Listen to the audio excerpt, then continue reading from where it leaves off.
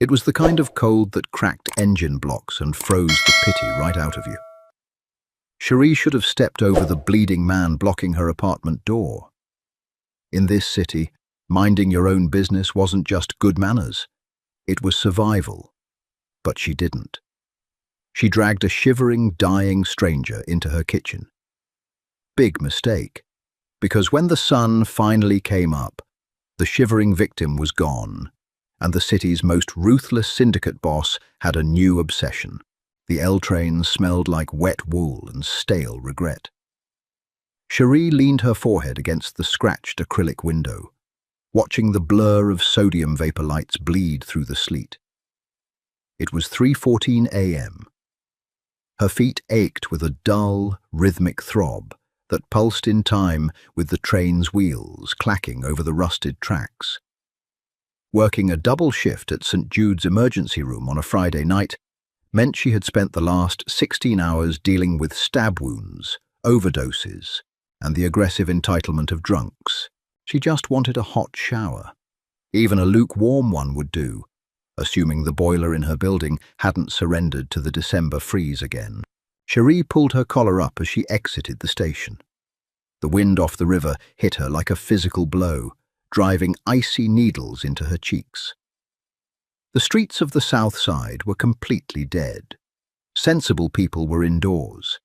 The only things moving were stray rappers tumbling over the concrete, and Cherie herself, head down, keys clutched between her knuckles in a makeshift weapon. She turned into the narrow alley that led to the rear entrance of her building. The front door's lock had been jammed for a week, and the landlord was entirely unbothered by it. That was when she saw the boot. It was expensive leather, scuffed at the toe, sticking out from behind the overflowing dumpster. Cherie stopped. Every survival instinct she had honed over 6 years of living in this neighborhood screamed at her to turn around, walk to the 24-hour diner 3 blocks away, and wait for daylight. You didn't investigate bodies in alleys. You didn't play Good Samaritan. You kept your eyes forward and your mouth shut. But the boot twitched. A low, rattling exhale sounded over the whistling wind. Cherie cursed under her breath. She unclenched her keys, tightened her grip on her canvas tote bag, and took a cautious step forward. "Hey," she called out, her voice barely carrying over the storm. "I'm not looking for trouble. You alive down there?" No answer. Just another ragged, wet breath. She rounded the edge of the dumpster. A man was slumped against the brick wall, half submerged in a puddle of freezing slush. He was wearing a dark wool overcoat that looked heavy enough to drown in. His chin rested on his chest, dark hair plastered to his forehead by the sleet. Cherie crouched, keeping a safe distance. "Mister?"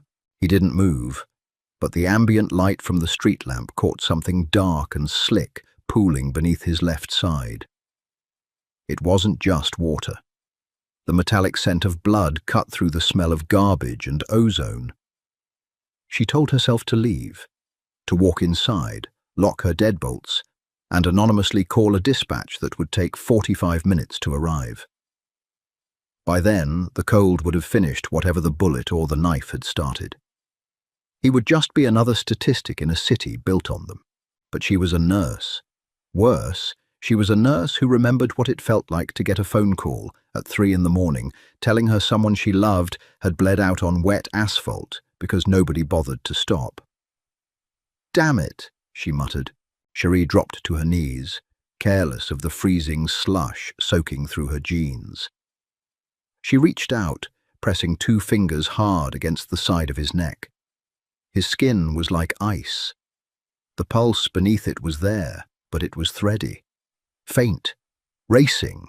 Shock was setting in, compounded by severe hypothermia. His head lolled to the side, and for a second she saw his face, sharp jawline, a jagged, bleeding cut above his eyebrow. He was young, maybe early 30s, but his features were set in a grim, hard line, even in unconsciousness. "Okay, you stubborn idiot. You're not dying on my stoop," Cherie said. She grabbed him by the lapels of his coat and pulled. He was incredibly heavy, dead weight made worse by the waterlogged wool. Cherie groaned, her boots slipping on the ice. She managed to haul him upright, sliding her shoulder under his armpit. The man groaned, a raw, guttural sound. His eyes fluttered open, just a sliver. They were dark, unfocused, staring blankly at the brick wall. "Walk," she ordered, her voice harsh. "I can't carry you. You have to use your legs."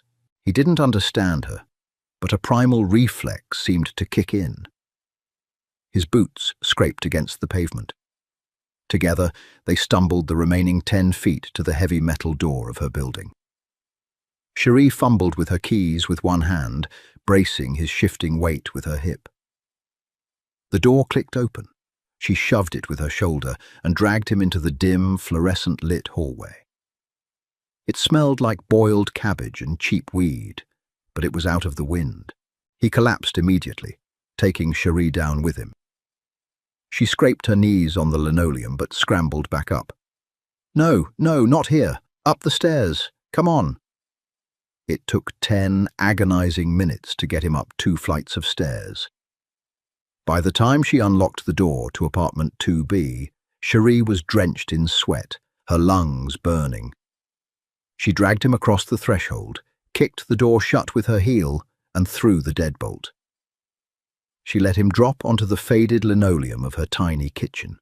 The man lay there, utterly still, a dark puddle of water and blood beginning to spread across the cheap flooring. Cherie locked the chain, leaned against the door, and stared at him. The silence of the apartment settled around them, broken only by the angry hiss of the radiator in the corner. She had just brought a bleeding, mysterious man into her home. "Well," she breathed to the empty room. "This is how horror movies start." Cherie didn't have time to panic. Panic was a luxury for people whose patients weren't bleeding out on their kitchen floor. She stripped off her wet coat, kicked off her boots, and dropped to the floor beside him. The first priority was getting the wet clothes off. Hypothermia would kill him before the blood loss did. She rolled him onto his back. He groaned, a deep, raspy sound, and his right hand shot out, grabbing her wrist with terrifying, bruising force. Cherie froze. His eyes were open now, dark, flat, like staring into an empty elevator shaft. Despite the fact that his lips were blue and he was actively dying, his grip was like an industrial vice. "Hospital," he slurred, his voice rough as sandpaper. "No hospital." "You need a doctor," Cherie said evenly, refusing to show the spike of fear hitting her chest. "You're bleeding." "No. Cops. No. Hospital." His grip tightened, grinding her bones together. "Understand?" There was no desperation in his voice, just a cold, absolute command. It wasn't a plea, it was a threat. "Fine," Cherie said, maintaining eye contact. "No cops, no hospital. Now let go of me before I let you bleed to death on my security deposit." He studied her face for a long, agonizing second, his eyes tracking every micro-expression. Then his hand went slack, dropping to the floor as his eyes rolled back in his head. Cherie rubbed her wrist, suppressing a shudder.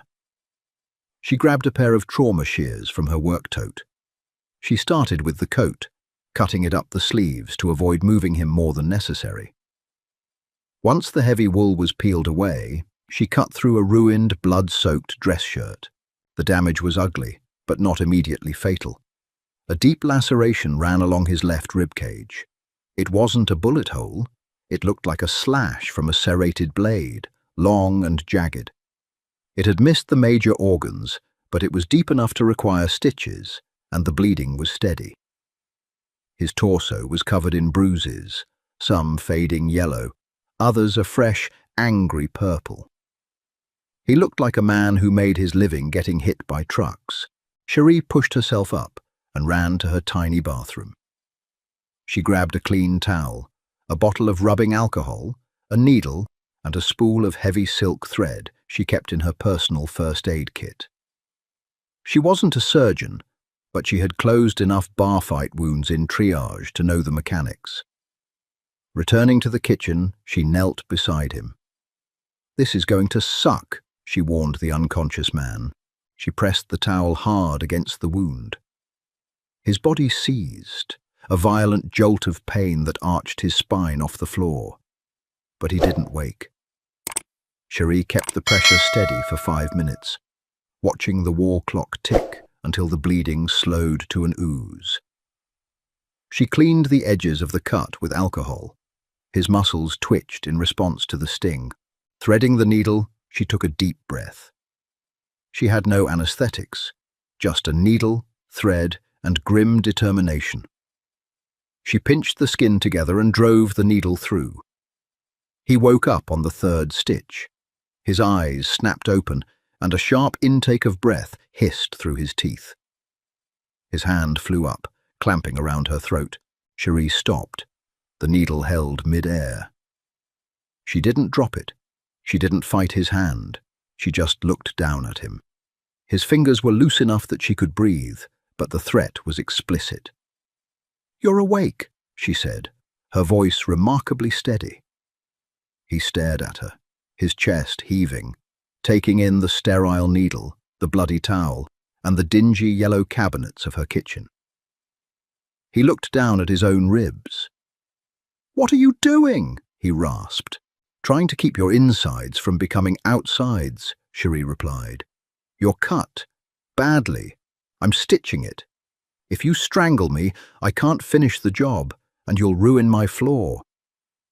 He studied her again, that same calculating flat stare. His thumb brushed lightly against her pulse point.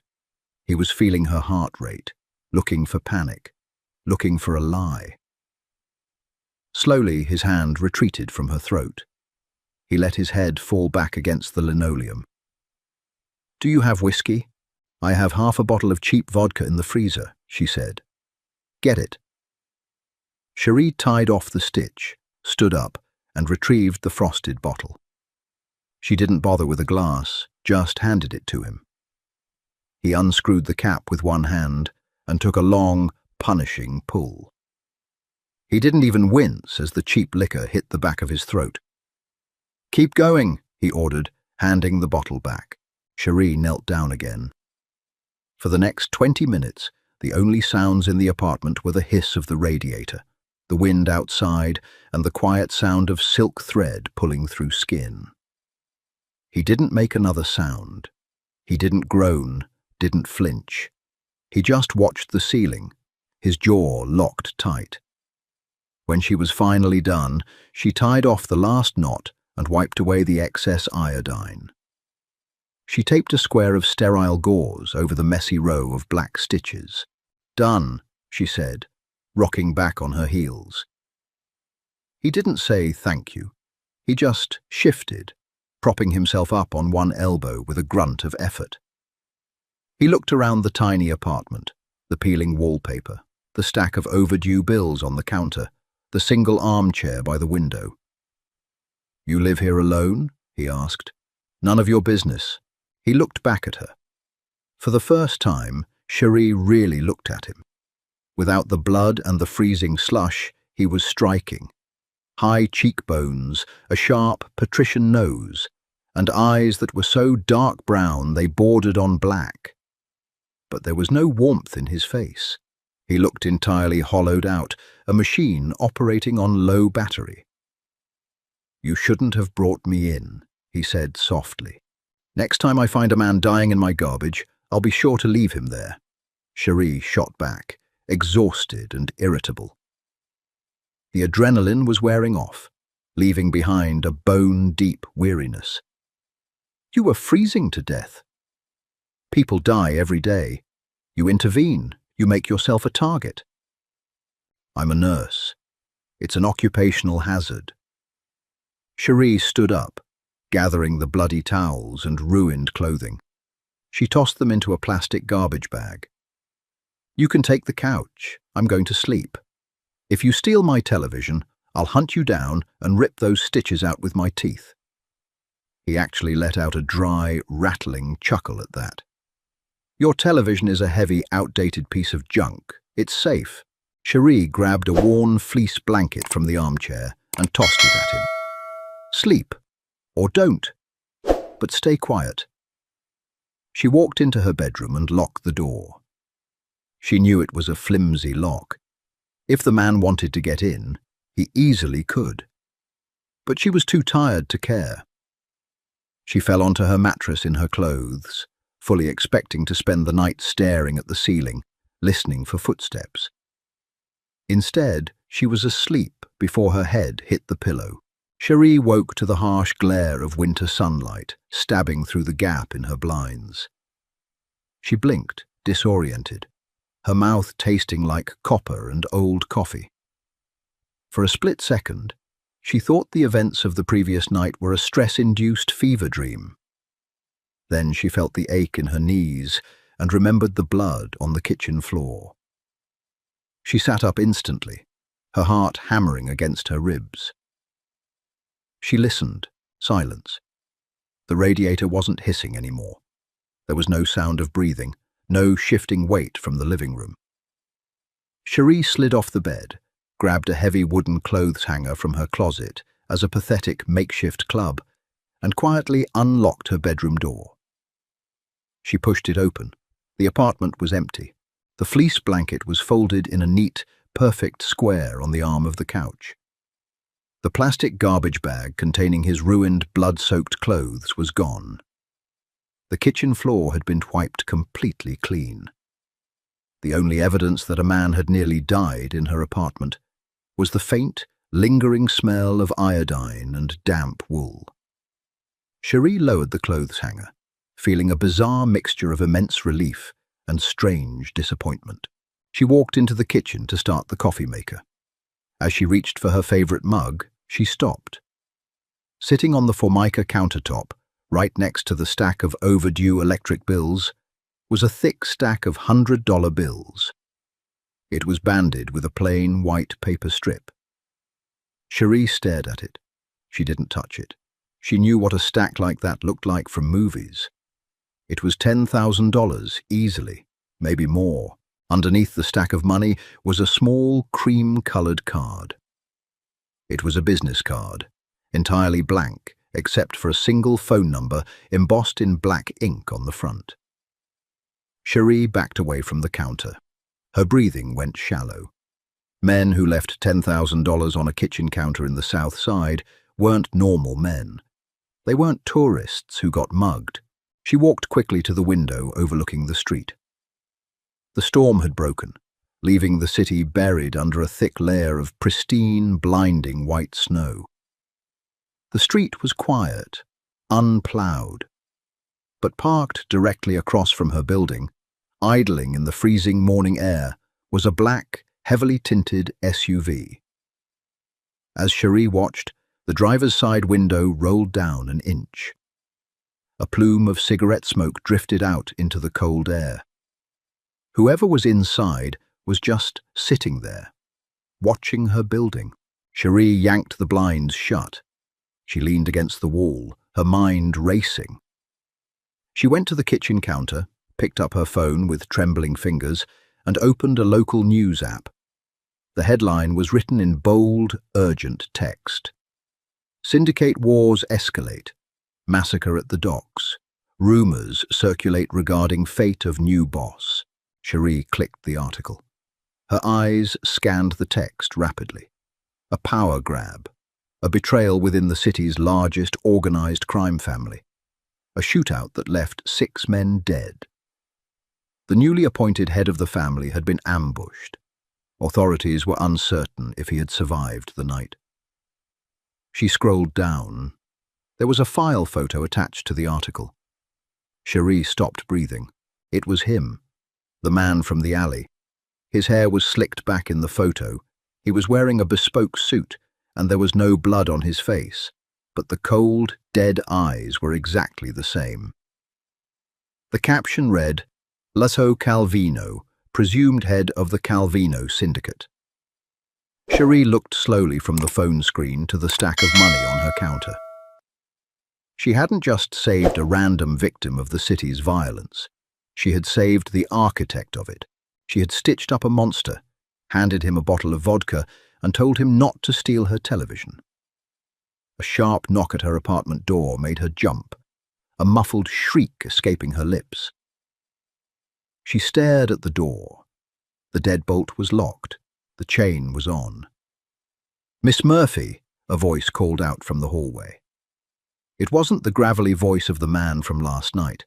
It was brisk, professional, and loud enough to carry through the wood. "Detective James Brody, Chicago PD, open up, please." Cherie looked at the money. She looked at the blank card. She was supposed to be invisible. She was supposed to go to work, pay her bills, and survive. Instead, the city's apex predator had slept on her couch, and now the cops were at her door. The shivering stranger was gone, but the nightmare was just beginning. Cherie's heart slammed against her ribs, a frantic, trapped rhythm. She stared at the cheap veneer of her front door, listening to the heavy knuckles rap against the wood for a second time. "Miss Murphy, I know you're in there. Building manager said you got off shift a few hours ago." She moved. Survival overrode paralysis.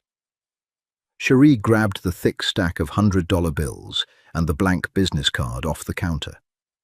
She shoved them deep into the bottom of her flour canister, burying the paper under a mound of cheap, bleached white powder. She snapped the lid shut, wiped her palms on her jeans, and took a slow, stabilizing breath. She walked to the door and undid the chain, but left the deadbolt thrown, opening the door just 2 inches. Detective James Brody looked exactly how the South Side felt in February. Exhausted, grey, and entirely out of patience.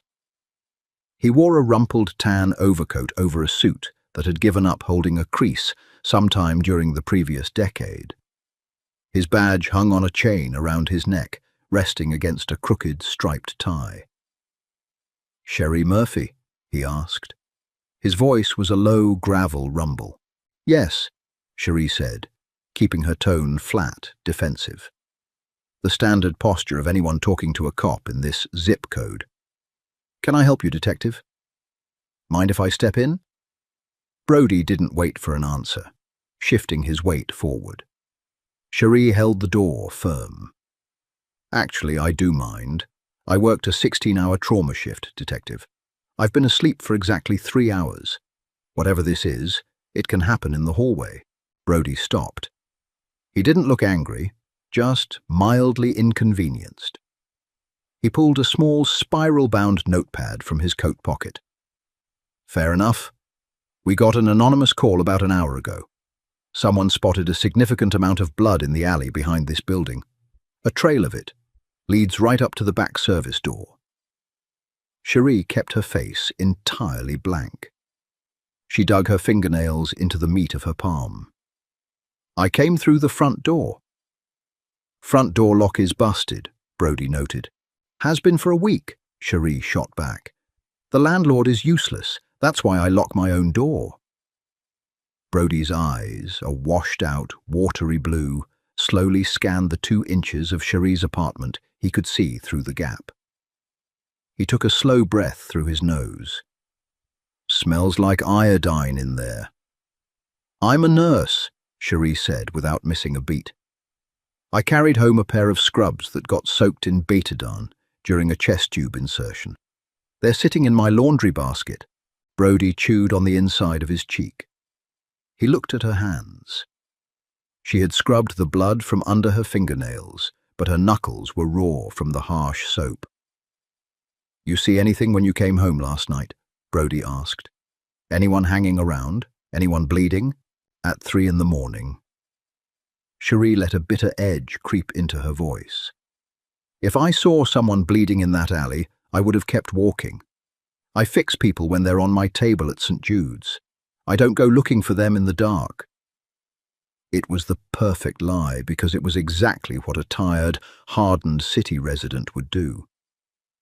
Brody nodded slowly, accepting the cynical logic. "Right," Brody said. He flipped his notebook shut and shoved it back into his pocket.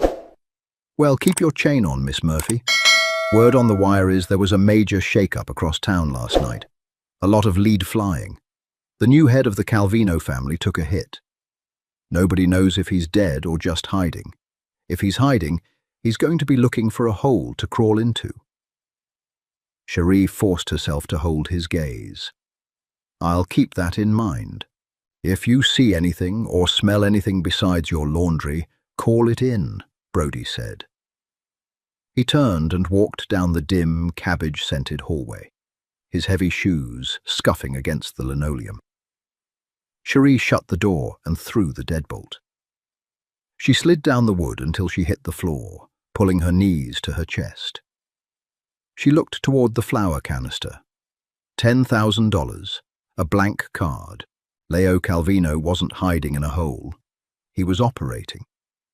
He had left her a tip, walked out of her apartment with fresh stitches, and now he had a black SUV parked across the street, watching her window. She wasn't a good Samaritan anymore. She was an accessory, and the police were already circling. Cherie closed her eyes, the exhaustion finally crashing over her like a physical weight.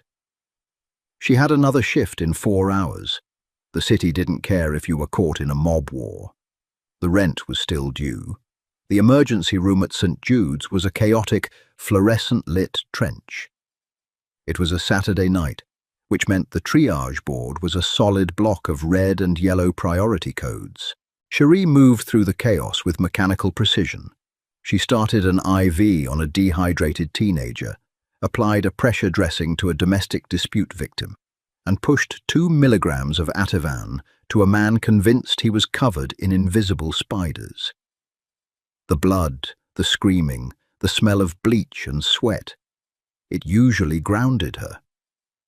It was a violent world, but it was a world with rules, protocols, dosages, vital signs.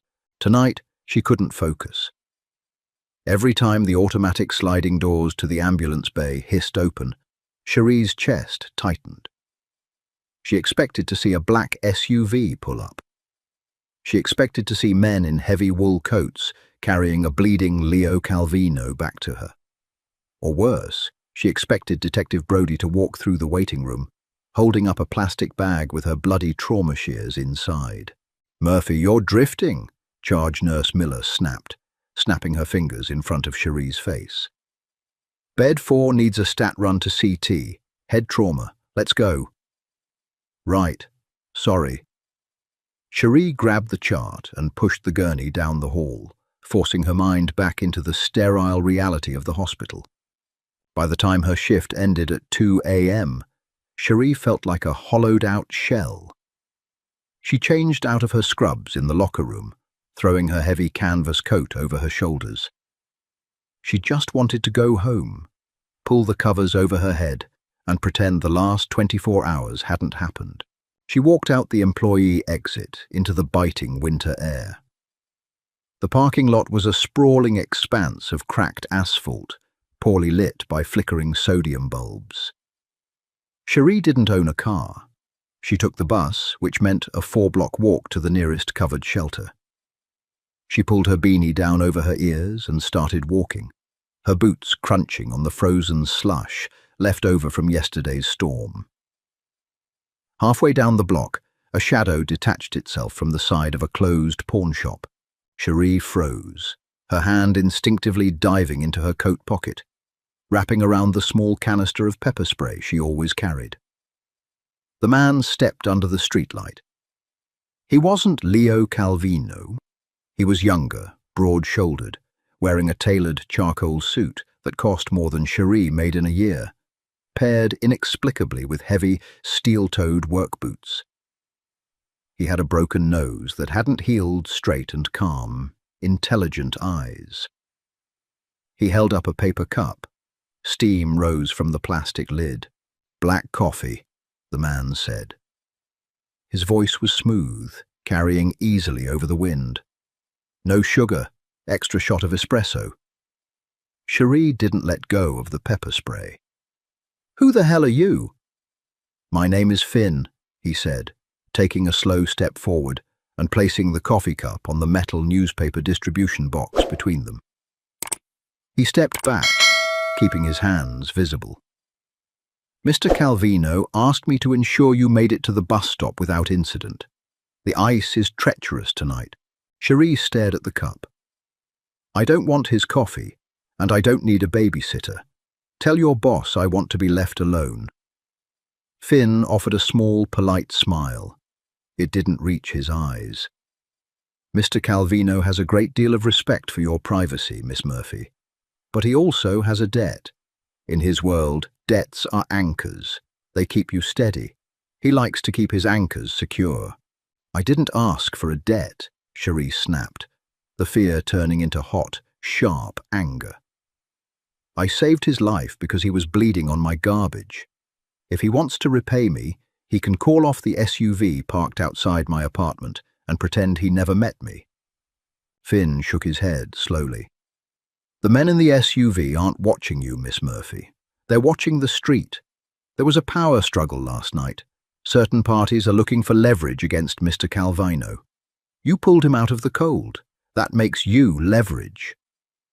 The cold air seemed to hit Cherie all at once, piercing straight to her bones. "Brody," she whispered. "The detective." Finn nodded. "He's sniffing around. He belongs to the precinct, but his lieutenant belongs to the Lucchese family, the people who tried to kill Leo last night. If Brody connects you to Leo, he won't arrest you. He'll hand you over to them." Cherie felt a wave of nausea wash over her. She gripped the edge of her coat tightly. "So what am I supposed to do?" "You go to work. You pay your rent. You live your life," Finn said calmly.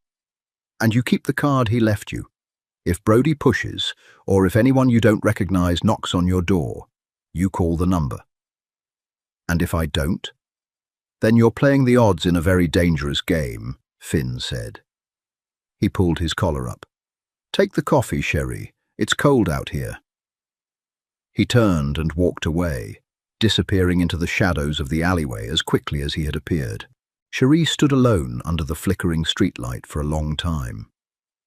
Eventually, she reached out and picked up the paper cup.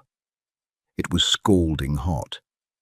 She wrapped her freezing fingers around it, taking a small sip. It was exactly how she liked it. The realization that they knew her coffee order was far more terrifying than the men in the SUV. When she finally made it back to her apartment building, Cherie paused on the stoop. The heavy front door, the one with the rusted, jammed lock that had been broken for a week, was closed tight. Cherie reached out and pushed the handle. It didn't budge. She looked closely at the wood. A brand-new, heavy-duty commercial deadbolt had been installed into the doorframe. The brass was completely untarnished, gleaming faintly in the dim hall light. Taped to the glass pane of the door was a small manila envelope with her apartment number. 2B, written on it in sharp, elegant black ink. Cherie pulled the envelope down and ripped it open. Inside was a single, freshly cut brass key. She stared at the shiny metal in her palm. Her landlord hadn't fixed the door at 3 in the morning on a Sunday. Leo Calvino had fixed it. He was locking the rest of the world out. Or he was locking her in. Cherie slipped the key into the new deadbolt. It turned with a heavy, satisfying click. She walked inside, listening to the solid thud of the door closing behind her. Sealing her inside the fortress, a Mafia boss was building around her. For 3 days, Cherie lived in a state of suspended animation. She went to work. She rode the bus. She unlocked the heavy, gleaming new deadbolt on her apartment door and stared at the flour canister on her counter. She didn't touch the money. Touching it made it real. Touching it meant accepting that the blood she had scrubbed off her linoleum belonged to a man who commanded shadows and bought silence in stacks of $100 bills. She tried to convince herself Finn was wrong. The men in the SUV were gone. The street outside her window was just an empty, snow-packed road again. Maybe Leo Calvino had recovered enough to crawl back to whatever dark penthouse he ruled from, and this was over. Then came Thursday night. St. Jude's was unusually quiet, the lull before the inevitable midnight rush of alcohol poisoning and bar fights. Cherie was in the back hallway, doing inventory in supply room B. It was a windowless concrete box filled with wire racks of saline bags, sterile gauze, and intubation kits. It smelled fiercely of bleach and cardboard. She was counting boxes of nitrile gloves when she heard the heavy squeak of rubber soles on the linoleum behind her. Cherie turned, expecting to see Nurse Miller holding a clipboard. Instead, a man stood blocking the narrow doorway. He wasn't wearing scrubs. He wore a cheap, oversized leather jacket that squeaked when he shifted his weight, and a thick gold chain rested against the collar of his black shirt. He was chewing gum with an open, slack jaw. "You Cherie?" he asked. His voice was a nasal whine, but there was nothing weak about the way he occupied the space. He stepped into the supply closet and let the heavy fire door swing shut behind him. It latched with a definitive, metallic click. Cherie's stomach plummeted. Her pulse spiked, hammering a frantic rhythm in her throat. She stepped back, bumping into the wire rack. The saline bags shifted with a dull slosh. "Patients aren't allowed back here," Cherie said. Her voice wavered, betraying the false bravado she tried to project. "The waiting room is down the hall." The man smiled. It was an ugly expression, revealing a chipped front tooth. "I ain't a patient, sweetheart. Name's Vic. A mutual friend pointed me your way. Detective Brody. He said you had a busy weekend. Said you came home real late Friday night, right around the time a certain individual went missing in your neighborhood." Cherie gripped the edge of the wire shelf. The metal dug into her palms. Brody. Finn had been right. The detective hadn't just been fishing. He had been painting a target on her back. "I don't know what you're talking about," Cherie said, keeping her eyes locked on his. "I came home, went to sleep, and came back to work. If you don't leave this room right now, I'm pressing the panic button on my pager." She didn't have a panic button. St. Jude's was chronically underfunded, but Vic didn't know that. He took another step forward, closing the distance between them. The smell of stale cigarette smoke and cheap, stinging cologne rolled off him. "Here's the thing, Cherie," Vic said, his tone dropping the faux-friendly act. "My employers are missing a guy who took a very bad slice to the ribs. He was bleeding like a stuck pig in the alley behind your building. Then, poof, he vanishes. And you, a nurse who knows how to sew up a hole, happen to live right there. Now, maybe you're just a good citizen who patched up a stray dog, or maybe you know where that dog went to lick his wounds." He reached out, his thick, calloused hand wrapping around her upper arm. His grip was sudden and vicious, his fingers digging painfully into her bicep. Cherie gasped, trying to jerk away, but he slammed her back against the metal rack. A box of syringes tumbled to the floor, scattering plastic across the concrete. "I don't know anything," Cherie choked out, the panic finally overriding her control.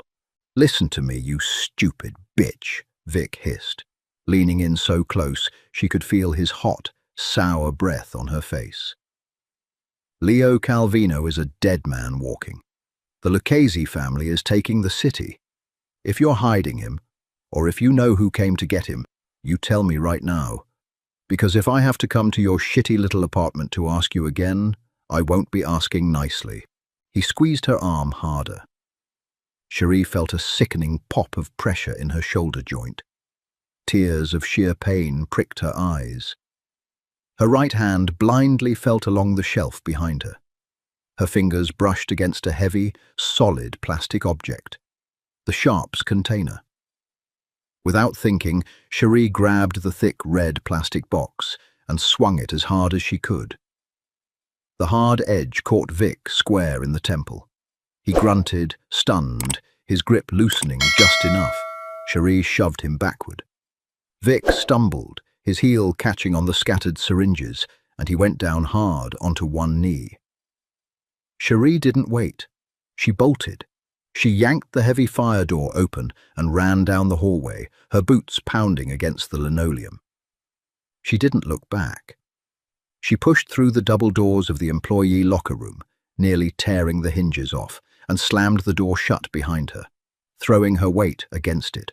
She stood there, chest heaving, listening for footsteps. Nothing. The hallway outside remained quiet. Cherie collapsed onto the wooden bench in front of her locker.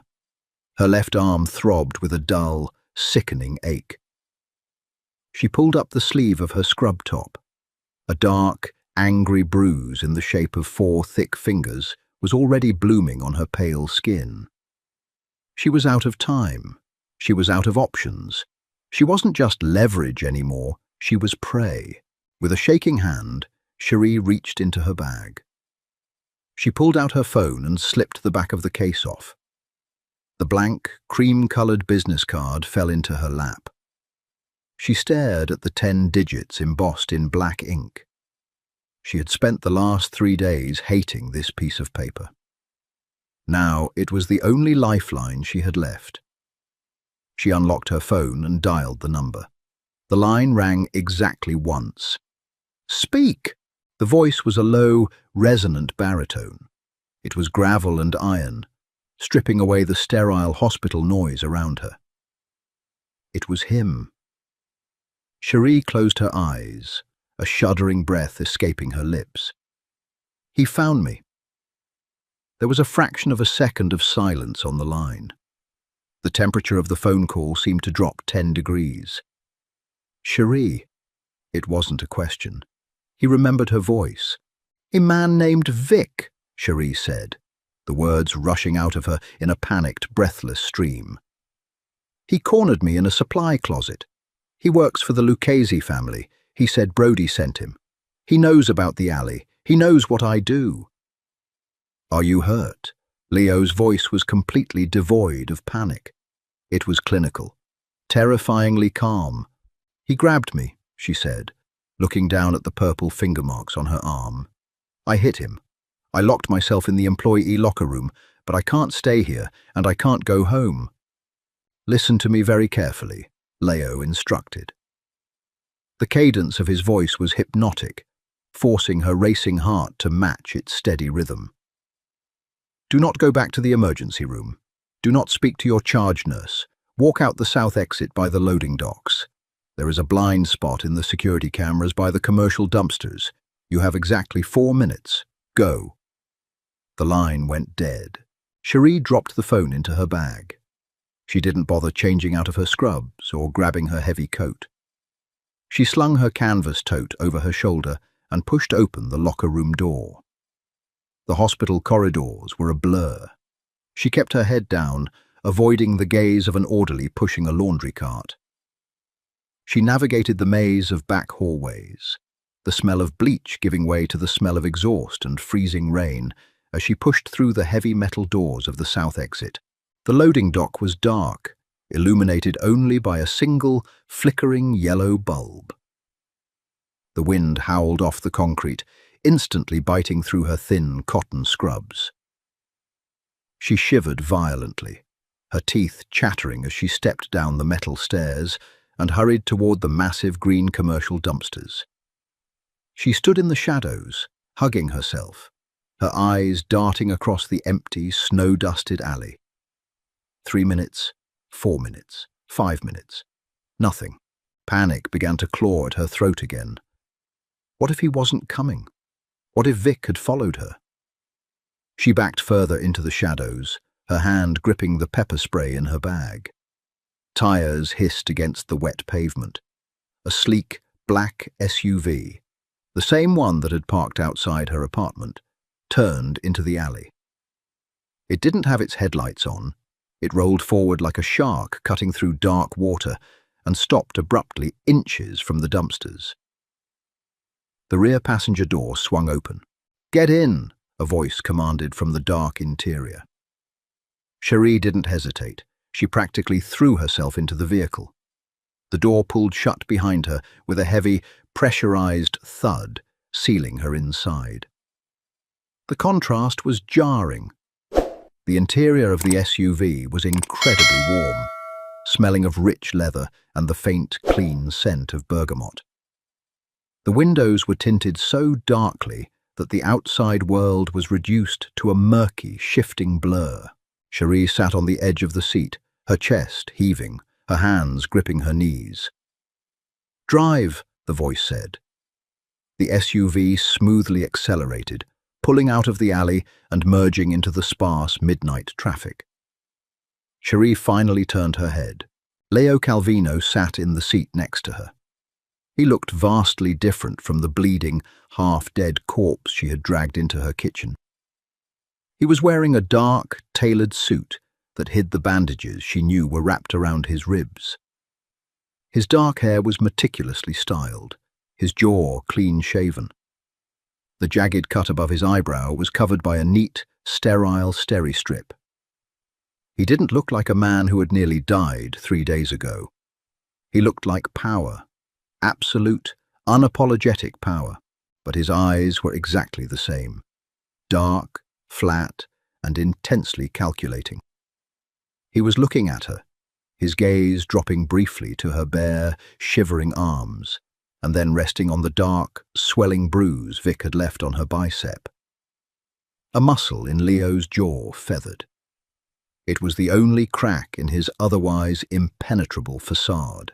"I told you," Cherie said, her voice shaking with a mixture of leftover adrenaline and sudden, overwhelming anger. "I told Finn I didn't want to be involved. I told you to leave me alone." "You did," Leo agreed smoothly.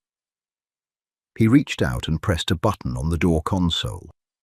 The heat in the back of the SUV dialed up, washing over Cherie's freezing skin. "But Brody forced the issue. He sold your name to the Lucchese's to clear his own gambling debts. So what happens now?" Cherie demanded, turning fully toward him. "Do I get an apology? Do I get a plane ticket out of the city? You left $10,000 in my flour canister, Leo. I don't want your money. I want my life back." Leo watched her outburst without flinching. He let her anger wash over him, completely unfazed. "Your life, as you knew it, ended the moment you decided to play doctor in that alley, Cherie." He leaned forward slightly.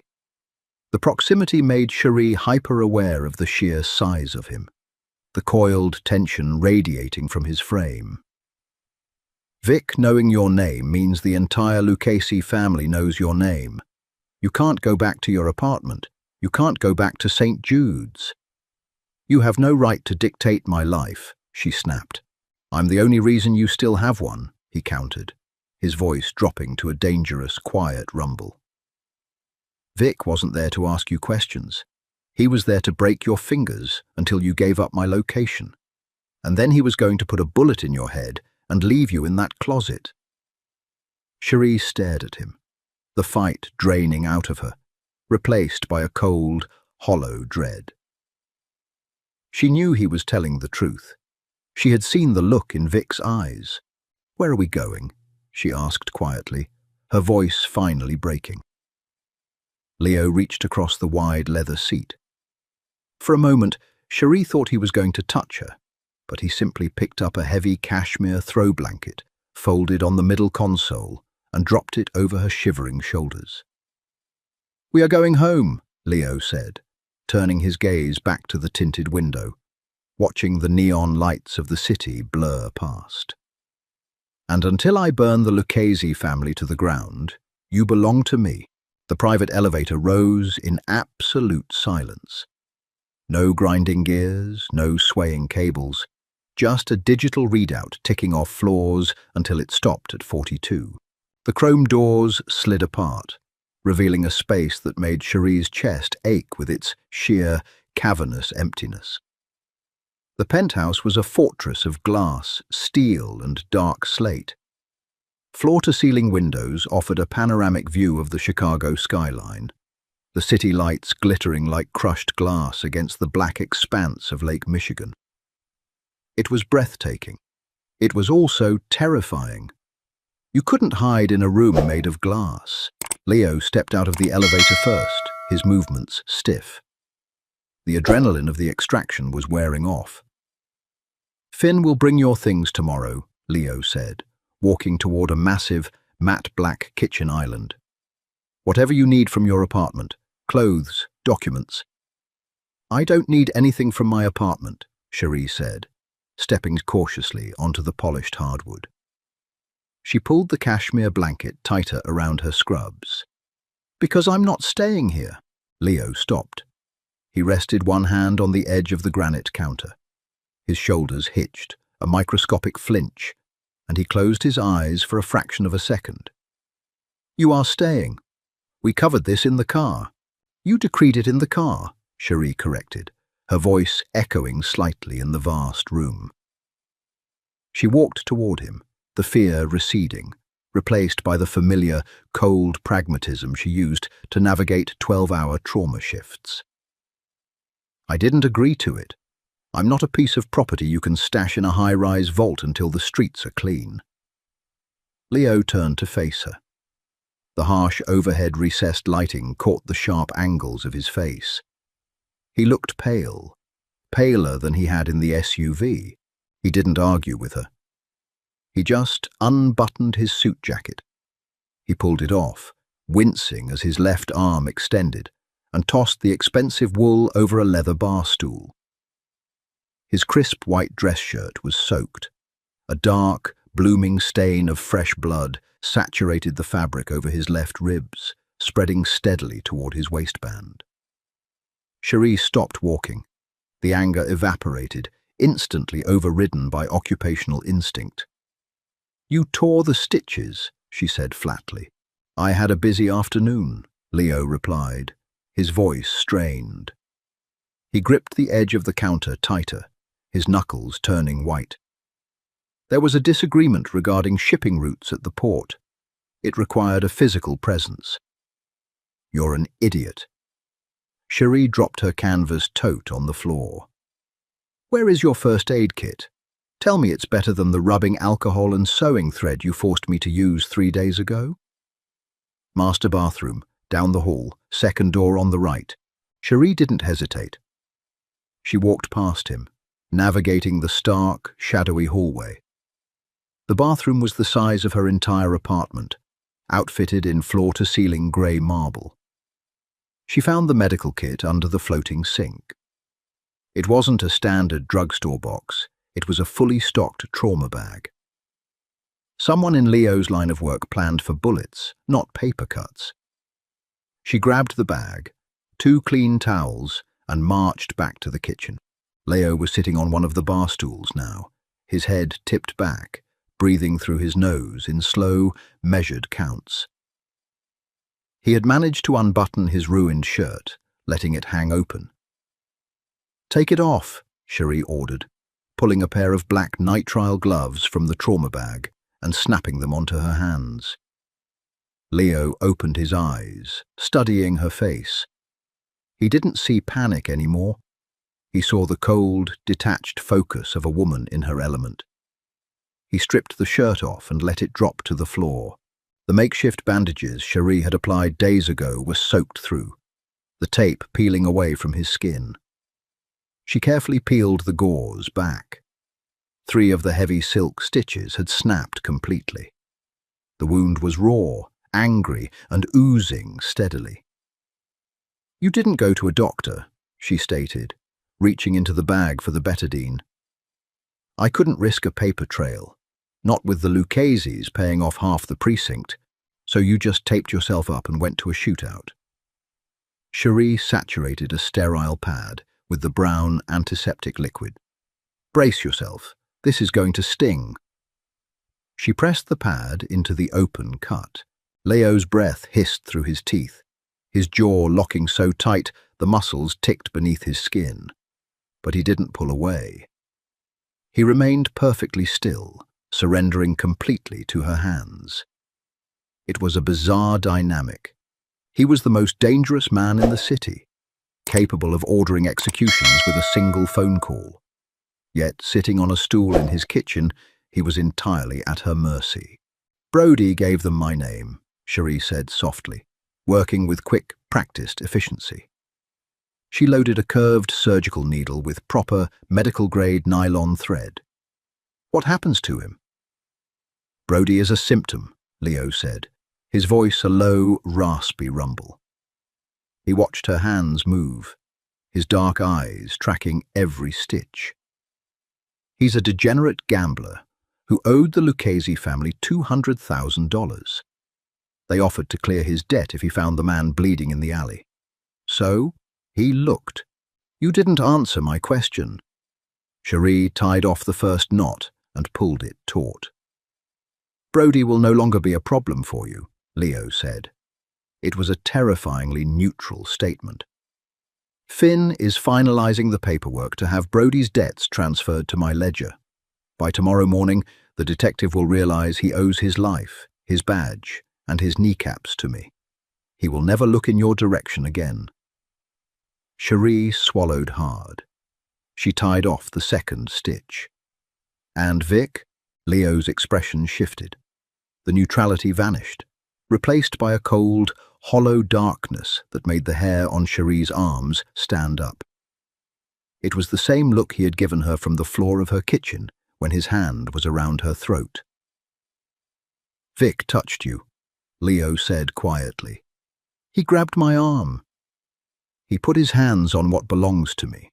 "I don't belong to you," Cherie snapped, tying the final knot with aggressive force. She clipped the ends of the thread and taped a thick, sterile dressing over the closed wound. "I patched you up. I saved your life. That makes us even. It doesn't make me your property." Leo looked down at the fresh, neat bandage. Then he looked up, meeting her gaze. He didn't move away. He leaned in slightly, closing the distance between them until she could feel the heat radiating from his chest. "You don't survive my world by being even, Cherie," he said softly, his voice vibrating in the quiet room. "You survive by holding the high ground. The Luccheses know you exist. They know you dragged me out of the snow. If I let you walk out that door tonight, they will use you to get to me. They will break you just to see if I bleed." Cherie stripped off the bloody gloves, her hands shaking slightly. She hated that he was right. She hated the cold, undeniable logic of his violence. "So I stay in the glass box," she whispered, looking out at the city lights. "You stay where I can see you," Leo corrected, "until I burn their house down." 3 days passed in a blur of grey skies and deafening silence. Cherie didn't go to work. Finn brought her a burner phone and a duffel bag containing her clothes, her toothbrush, and the worn paperback novel she had left on her nightstand. He also brought the flour canister. When Cherie opened it, the $10,000 was exactly where she had left it. Leo was a ghost. He left the penthouse before the sun rose and returned long after she had fallen asleep in the sprawling guest bedroom. When she did see him, he was on the phone, his voice a low, urgent murmur, speaking in rapid, localized Italian, directing a war she couldn't see. She watched the local news. The anchors reported a sudden, violent spike in gang-related activity. A warehouse fire on the south side, a shooting outside a popular high-end steakhouse, an explosion at a shipping yard. The media called it a turf war. Cherie knew it was a demolition. On the fourth night, the storm broke. Cherie was sitting in the dark living room, watching the sleet hammer against the reinforced glass. The city below was a smeared, glowing grid. The elevator chimed. Cherie stood up as the doors opened. Leo stepped into the penthouse. He didn't look like a man who had won a war. He looked like a man who had barely survived it. His dark overcoat was soaked through with freezing rain. He had a split lip, a dark bruise swelling along his cheekbone, and his knuckles were split and bleeding. The air around him smelled of ozone, wet asphalt, and the sharp, metallic tang of cordite. He stopped in the center of the room, looking at her standing by the window. For a long moment, neither of them spoke. The only sound was the wind howling against the glass. "It's done," Leo said. His voice was gravelly, exhausted. Cherie crossed her arms over her chest, keeping her distance. "All of it. The Lucchese family no longer has a foothold in Chicago," Lasso stated. He pulled off his heavy coat and dropped it on a chair. He walked to the liquor cabinet, poured 2 fingers of amber liquid into a glass, and drank it straight. Their leadership is gone. Their territory is absorbed. The street is quiet. "And Vic?" Cherie asked, her voice tight. Leo set the glass down with a soft clink. He looked at her, his dark eyes unreadable. "Vic is at the bottom of the river. He won't be grabbing anyone in a supply closet ever again." Cherie's stomach twisted. It wasn't revulsion exactly. It was a heavy, cold acceptance. This was the reality of the man standing in front of her. He didn't call the police. He didn't file reports. He removed the threat permanently. "Finn is downstairs," Leo continued, turning to fully face her. "He has an envelope for you. It contains a new passport, a new social security number, and the deed to a property in upstate New York. It's quiet there. Safe. You can leave tonight. You will never have to look over your shoulder again." Cherie stared at him. She thought about the tiny apartment on the south side, the broken lock on the front door, the hissing radiator, the endless, exhausting double shifts at St. Jude's, patching up the collateral damage of a city that didn't care about its people. She looked at the man who had ordered executions to keep her breathing. "And if I stay?" she asked. Leo went completely still. The silence in the room thickened, becoming heavy and suffocating. "If you stay," Leo said slowly, stepping away from the bar and walking toward her, "you don't get to pretend you don't know what I am. You don't get to look away from the blood." He stopped just a foot away from her. The smell of the freezing rain and gunpowder was intoxicating. "I didn't look away when you were bleeding in my garbage," Cherie said, her voice steady, refusing to break eye contact. "I stitched you up. That was a dying stranger," Leo murmured, lifting his hand. He hesitated for a second before his bruised, raw knuckles gently brushed against her jawline. The touch was impossibly light for a man capable of such violence. "This is different, Cherie. I am not a good man. I am a monster who owns the dark. If you stay, you stand in that dark with me." Cherie closed her eyes for a brief second, leaning into the warmth of his palm. She wasn't a naive girl looking for a fairy tale. She was a cynical, exhausted woman who had finally found something solid enough to hold onto in a freezing, fractured world. She opened her eyes and looked up at him. "The dark doesn't scare me, Leo. I work the night shift." A slow, rough exhalation escaped Leo's lips, a sound of profound, anchoring relief. His hand slid to the back of her neck, his fingers tangling in her hair. He didn't kiss her. Not yet. He just pulled her forward, resting his forehead against hers, breathing her in like oxygen. The shivering stranger was dead. The Mafia boss remained, and Cherie, surrounded by the cold glass and the glittering city, finally felt like she was exactly where she was meant to be. Did Cherie make the biggest mistake of her life? Or is this the start of a dark empire? Drop a like if you're hooked, and tell us in the comments what you would have done in her shoes.